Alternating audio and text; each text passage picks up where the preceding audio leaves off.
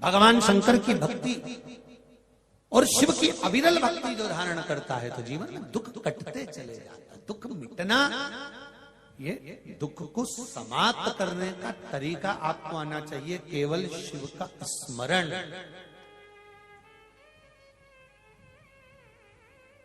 जन्म लिया तब माता के गर्भ में केवल एक पिंड के रूप में थे, और मरने के बाद पर सर्विस पर, नौकरी पर झूठ तुम बोले हो, कपट तुमने करा है, बेईमानी तुमने करी है, प्रपंच तुमने करा है, इसलिए ना पत्नी भोगेगी ना पुत्र भोगेगा।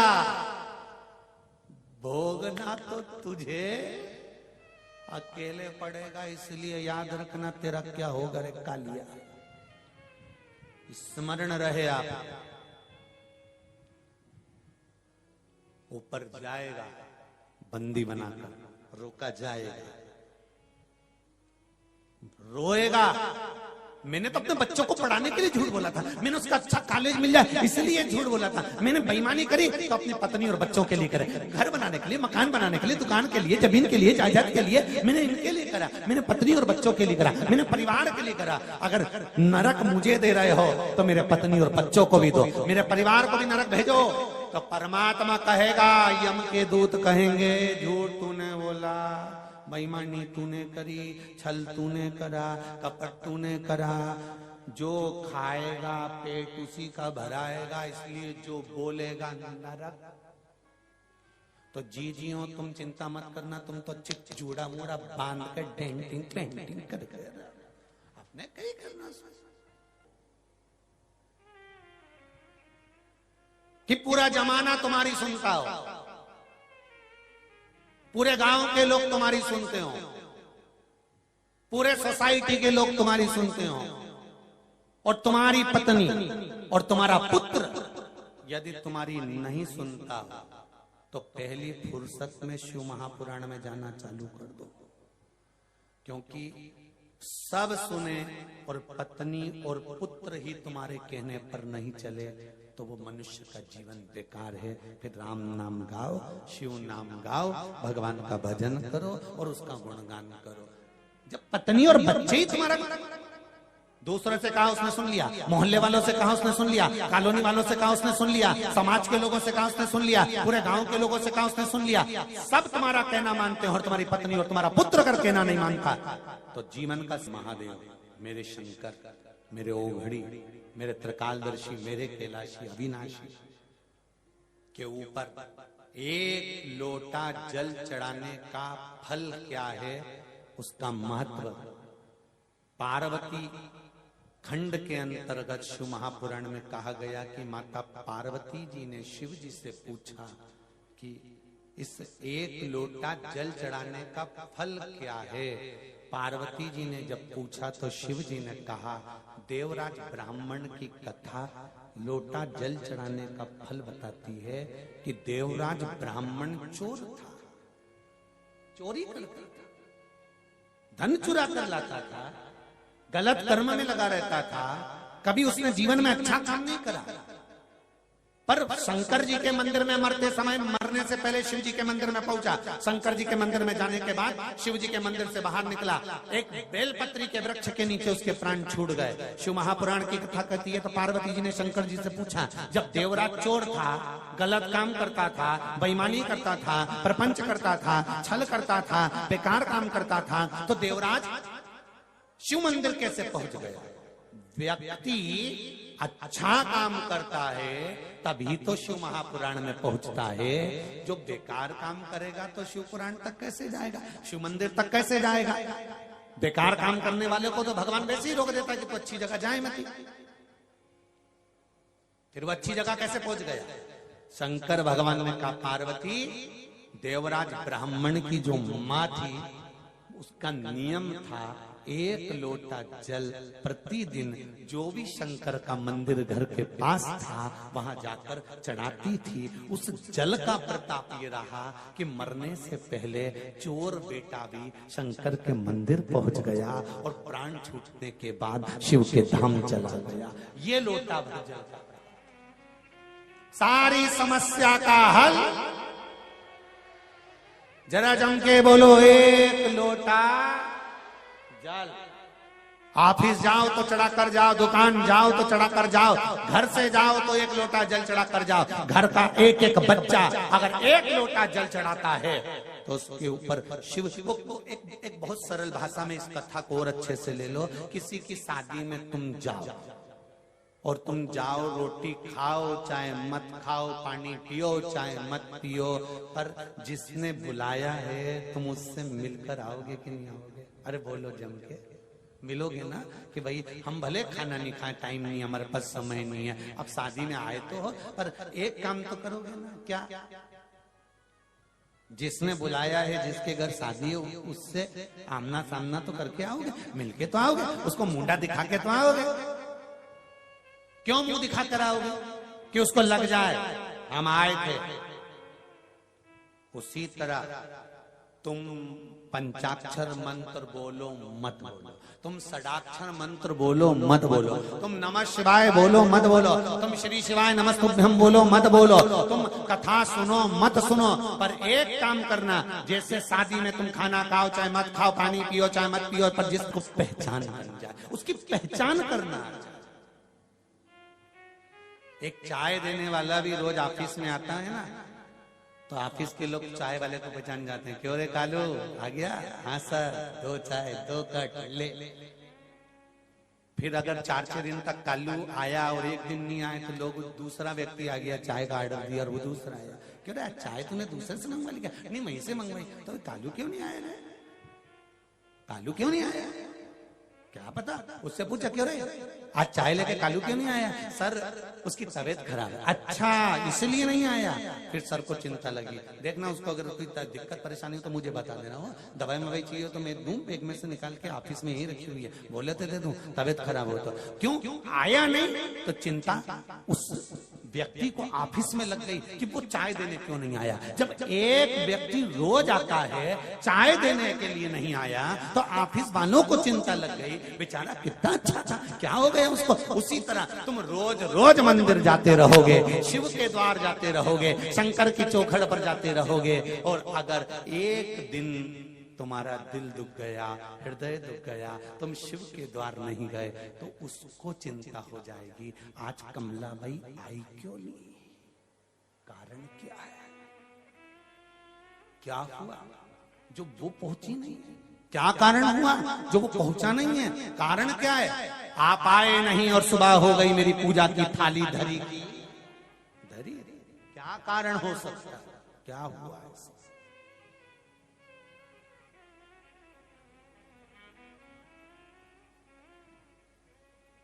मेरे भोले तेरा सहारा है, मेरे भोले तेरा सहारा है, मेरी नैया का तू किनारा है, मेरी नैया का तू किनारा है। क्यों?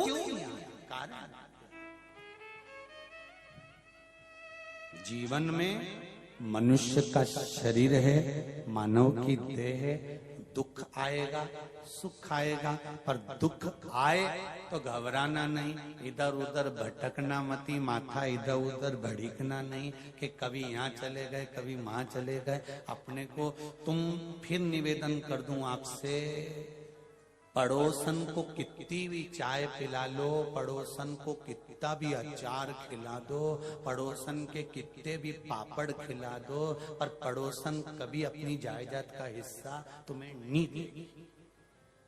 और सागर की अगर पड़ोसन हो और देती हो तो हमें भी बता, इसमें कोई दिक्कत वाली बात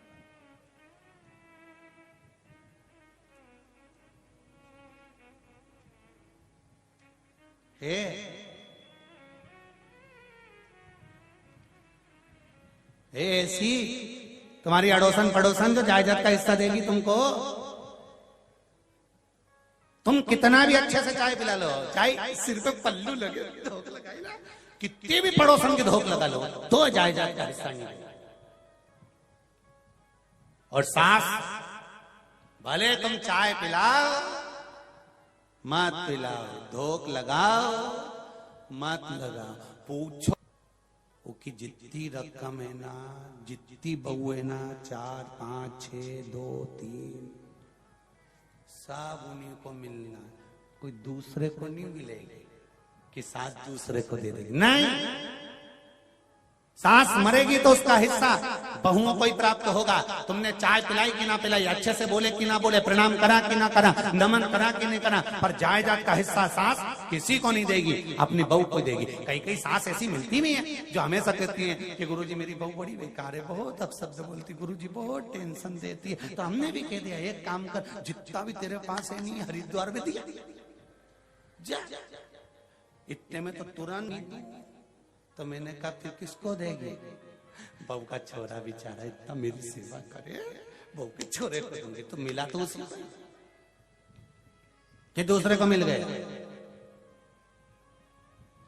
पड़ोसन को कितनी भी चाय पिला लो, प्रणाम कर लो, नमन कर लो, वो जायदाद का हिस्सा नहीं देती। पर सास को पूछो ना पूछो, पर हिस्सा सास ही देती है। उसी तरह ब्रह्मा ब्रह्म लोक में रहते हैं, भगवान विष्णु वैकुंठ लोक में रहते हैं, इंद्र इंद्र लोक में रहते हैं, सारे 33 कोटि देवता अपने अपने लोक में रहते हैं। पर मृत्यु लोक में रहता है तो मेरा देवाधिदेव महादेव रहता है। आप पूछो मत पूछो, जल चढ़ाओ चाहे मत चढ़ाओ, शंकर की कथा में जाओ चाहे मत जाओ, अंत समय में तो भी मेरा महादेव अपने गले तो तुमको लगा ही लेता है। आओ मेरे पास। इसलिए मरने के बाद व्यक्ति जब मरता है तो उसको कहीं वीआईपी होटल में ले जाकर अंतिम संस्कार नहीं करा जाता। कहां ले जाते? अच्छे तो बोलो, शमशान। घर तुम्हारी पसंद का होगा, घर में लगने वाला पत्थर तुम्हारी पसंद का होगा, घर में लगने वाला किचन तुम्हारी पसंद का होगा, पर मरने पर शमशान शंकर की पसंद का होगा कि कौन से मसान में जले जा। ये शिव पसंद करते हैं कौन सी जगह लेके जाना है इसको। मृत्यु घर तुम्हारी पसंद का, शमशान शंकर की पसंद का होगा। और कितना ही प्रयास कर लो, ले जाने वाले तो तुमको तोप के, चाहे कितना ही रो फिर भी कौन रखे। शेर मरे तो उसकी तो खाल भी काम आ जाए, पर यह पापीड़ा मनुष्य इतना झूठ प्रपंच करे कि तो खाल भी काम नहीं आए। तुरंत कह दे घर के लोग ले जा बांध। और जो अर्थी के बांधने वाले एक्सपर्ट होते हैं वो इतनी जोरदार अर्थी बांधते हैं, दो उधर बैठते हैं दो इधर बैठते हैं, मुर्दे को कपड़ा उड़ा के खींच और खींच, उधर से अच्छे से बांधो, हाँ उधर से बांध लो, सबको मालूम है मर गया। उसके बाद भी इतना खींच के बांध के ले जाते हैं क्योंकि सबको मालूम है भग गया तो भगवान को तो अपनी कुर्सी भरना है, ये भग गया तो अपने में से किसी को निपटा दिया तो इसी को अच्छे से बांध के ले चलो। और चिल्लाते चिल्लाते जाते हैं राम, अच्छे से बोलो, जरा जम के बोलो, राम नाम सत्य है, जो जीवन का एक सार तत्व है, इसके सिवाय कुछ नहीं। अंत में कोई नहीं कहेगा कि धन सत्य है, कि धर्म पत्नी हमारी सत्य है, कि छोरा छोरी सत्य है, सब एक ही बोलेंगे राम नाम सत्य है। और ले जाएंगे, आरती जल उतारेंगे, चिता पे सुलाएंगे, आग लगाएंगे और सब इधर उधर बैठ के मल मुला के खा के घर आए, नहाए, परिवार वाले भी बाजू में से पूड़ी और सब्जी आ जाएगी, सिर से पल्लू रख रख के रोता रोता भी खाता जाएगा। कहीं फिर इतने में कोई आ जाएगा तो फिर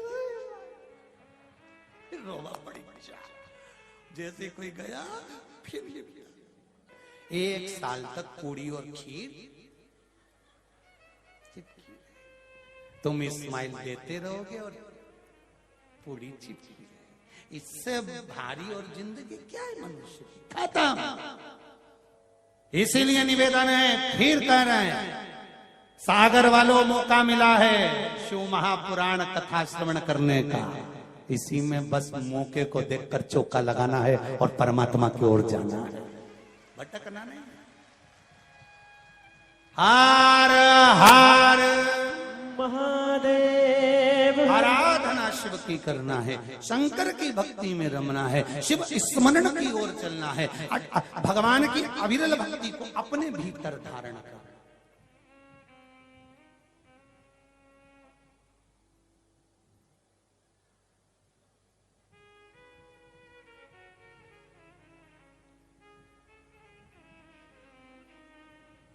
तुमको भी पहले कथा में कहा, फिर कह रहा है, जीवन में अगर कष्ट हो, दुख हो, तकलीफ हो, शरीर में, परिवार में अगर कुछ भी समस्या है तो सारी समस्या का हल एक लोटा जल, बस सारी समस्या का हल हो जाएगा। ना कोई बाबा जोगी के चक्कर में पड़ना है, ना कहीं झाड़ फूक के चक्कर में पड़ना है, ना कहीं बभोता भभूति के चक्कर में पड़ना है। अपने को तो एक के चक्कर में पड़ना है जो संसार में अखंड ध्वनि रमा कर बैठा हुआ है। कौन है वो? देव अधिदेव महादेव। परिवार वाले भी आग लगाकर चले जाएंगे, जब मरोगे शमशान में अकेला छोड़ के आग लगा के चले जाएंगे। कौन आएगा रात को तुमसे बात करने के लिए? परिवार वालों से कहते हैं ना, जब मैं मरूं तो मेरा हैंडसेट चिता पे धर देना। हो रखेगा कोई रखेगा? कितना सुंदर प्रसंग है महाराज जी। एक बच्चा अपनी दादी से पूछा, दादी ओ दादी। दादी बोली हाँ। और दादी रोती जाए रोती जाए रोती जाए रोती जाए, और तो उसके ऊपर कफन नहीं डाला जाता, कपड़ा नहीं डाला जाता। पशु मरता है तो उसके ऊपर कपड़ा नहीं डाला जाता, उसके ऊपर वस्त्र नहीं डाला जाता मरने के बाद। हाथी मरा, शेर मरा, पक्षी मरा, पशु मरा, जानवर मरा, चींटी मरी, चींटा मरा, झिंगूर मरा, जलचर, थलचर, वायुचर, मछली आदि कादिक, मगर आदि जो भी मरते हैं, पशु पक्षी मरते हैं, तो उनके ऊपर कोई कपड़ा नहीं ढका जाता, उनके ऊपर उनको ढाकते नहीं हैं, वस्त्र नहीं डालते हैं। पर मनुष्य मरता है, मानव जब मरता है तो उसके तन को क्यों ढका जाता है? उसके शरीर को क्यों ढका?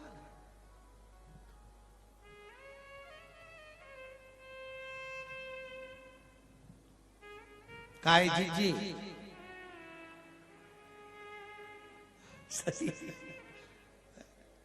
तो एक पशु मरा, एक पक्षी मरा, एक जानवर मरा, एक जलचर, थलचर, वायुचर जीव मरा, उसके तन को नहीं ढका गया। वो पड़ा है, पड़ा हुआ, उसके तन को कोई ढकता नहीं है। वो पड़ा है जहां पड़ा हुआ है।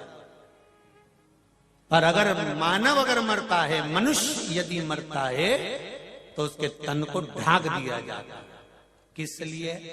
क्योंकि शिव महापुराण की कथा कहती है, मनुष्य इतने अवगुण करता है, इतने पाप करता है, इतना झूठ, प्रपंच, छल, कपट, बेईमानी करता है कि मरने के बाद इसके तन पर कपड़ा इसलिए ढाका जाता है कि इसकी सारी बुराई ढक के चल जाए।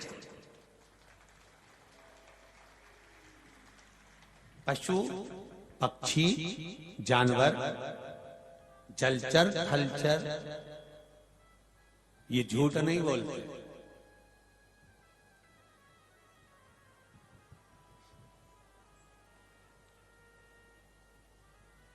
इनका भी एक नियम है, इनका भी एक उसूल है।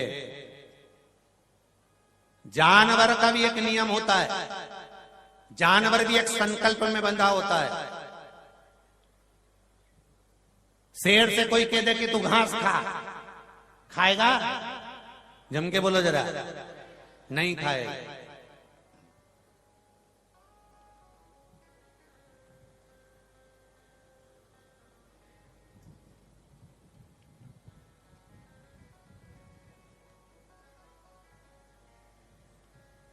हाथी से कोई कह दे, बकरी से कोई कह दे कि तुम मांस का भक्षण करो, करेगी? नहीं। जानवर का भी एक असूल होता है कि मांसाहारी मांस का ही भक्षण करता है, शाकाहारी शाकाहार का ही भक्षण करता है। पर जानवर का एक संकल्प और एक उसूल होता है कि वो अपने नियम से चलता है कि मैं मांसाहारी हूं तो मांस खाऊंगा, मैं शाकाहारी हूं तो शाकाहारी की वस्तु ही खाऊंगा। परंतु संसार में जन्म लेने वाला यह मनुष्य कोई संकल्प और इसका कोई उसूल नहीं होता। ये तो जहां कभी इसमें घुस जाता है, कभी इसमें घुस जाता है। भोजन करते करते कभी मांसाहारी बन जाए और मांसाहार करते करते कब शाकाहारी बन जाए, इसका कोई उसूल नहीं है। समझ लेना कि जानवर भी अपने नियम से चलता है, पशु भी अपने नियम से चलता है, पक्षी भी अपने नियम से चलता है। पर नियम को अगर भंग करना जानता है तो केवल एक मनुष्य ही जानता है कि कब कौन से नियम को तोड़ना। और हम कहते हैं हम समझदार हैं, हम कहते हैं हम असूल प्रधान हैं, हम कहते हैं कि हमें एक प्रबलता है, हमें एक संकल्प की प्रबलता है, हम अपने नियम पर चले। माता के गर्भ से जन्म हुआ, दोनों मुष्टिकाएं बंद थी माता के गर्भ से, दोनों मुष्टिकाएं बंद, गर्भ में उल्टे लटके हुए थे और प्रतिज्ञा कर रहे थे दोनों मुष्टिकाओं को बांधकर, माता के गर्भ से मुझे बाहर निकाल दो, मैं भजन करूंगा भजन करूंगा भजन करूंगा। जैसे ही माता के गर्भ से बाहर निकले, मैं भोजन करूंगा भोजन करूंगा भोजन करूंगा, भजन गायब हो गया, भोजन चालू हो गया। कितना बड़ा संकल्प लेकर हमारा जन्म हुआ था, कितने बड़े संकल्प के अनुकूल हमारा जन्म हुआ था कि हम मृत्यु लोक में आएंगे तो भजन करेंगे, कीर्तन करेंगे, स्मरण करेंगे, मंत्र जाप करेंगे, नाम जाप करेंगे। हम जन्म लेने के बाद में भगवान की भक्ति में डूबेंगे, पर हम डूबे कहां हैं?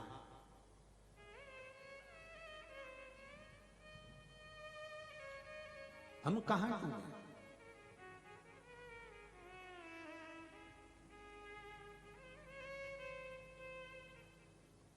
हम उस शिव भक्ति से दूर हैं,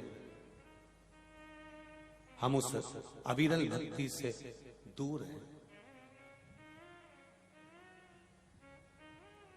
के साथ इस जीवन को सुखमय जिए। जानवर मरे तो उसके तन को नहीं ढकते, पर मनुष्य मरे तो उसके तन को ढका जाता है, केवल तन नहीं ढका जाता। क्यों ढकते हैं? उसका कारण है कि झूठ, छल, कपट, प्रपंच, बेईमानी सब इसके अंदर समाया हुआ है, इसलिए इसको ढकना जरूरी है, इसको ढकना जरूरी है। देवराज शिव मंदिर में गया,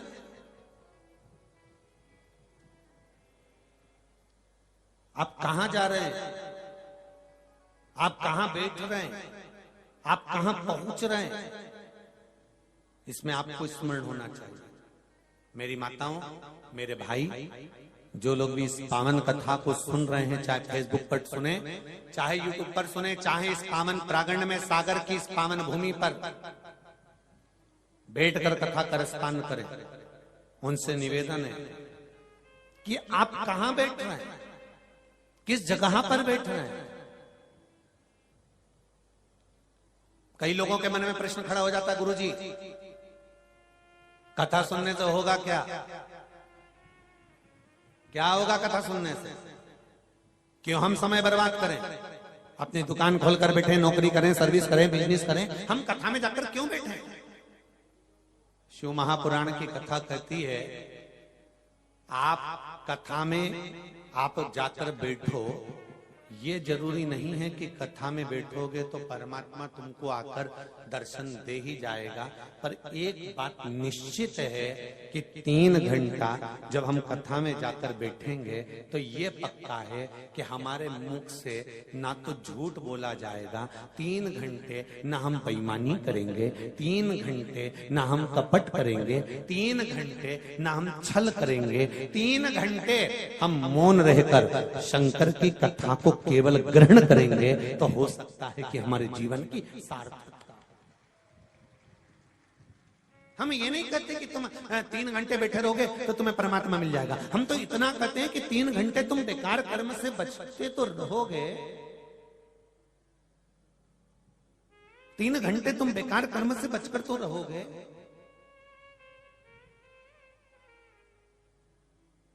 और यदि थोड़ा बहुत समय भी अगर आपका भगवान की अविरल भक्ति में लगा है, और बहुत ध्यान से सुनना महाराज, इतने दूर से सागर से पटकुई तक तुम अगर ऑटो में बैठकर, गाड़ी में बैठकर, मोटरसाइकिल पर, साइकिल पर, स्कूटर पर, स्कूटी पर बैठकर अगर यहां तक आए हो तो एक दिन नंदी पर बैठकर, गरुण पर बैठकर वो भी तो वहां तक जाएगा, वो भी तो पहुंचेगा कि नहीं पहुंचेगा।